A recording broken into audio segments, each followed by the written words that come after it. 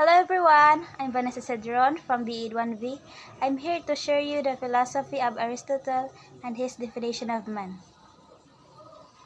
Aristotle was an ancient Greek philosopher and scientist who is still considered one of the greatest thinkers in politics, psychology, and ethics.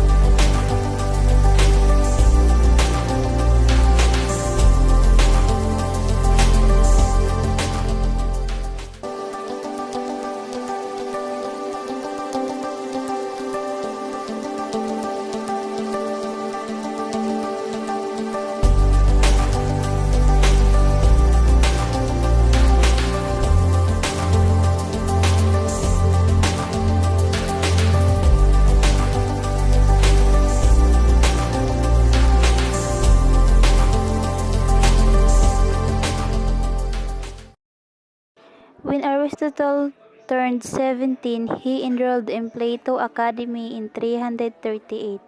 He began tutoring Alexander the Great in 335. Some of his notable works include Nicomachean Ethics, Politics, Metaphysics, Poetics, and Prior Analytics.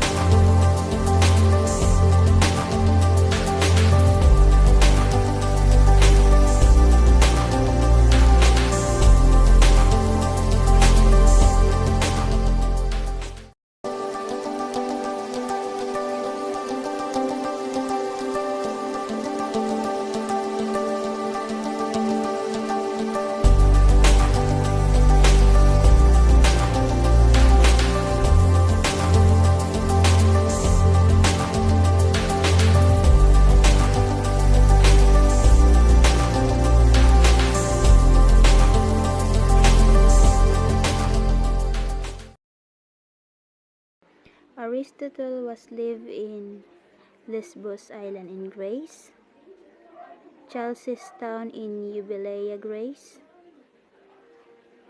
Macedonian, Stagira, ancient city, Athens, capital of the Greece. Aristotle's father, Nicomachus, was court physician to the Macedonian king Amyntas. Although Nicomachus died when Aristotle was just a young boy.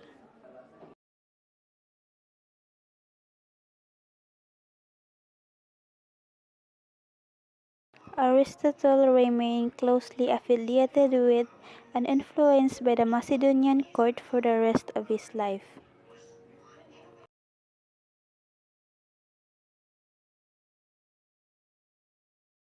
His most important treatises include Physics, Metaphysics, Nicomachean Ethics, Politics, and Poetics.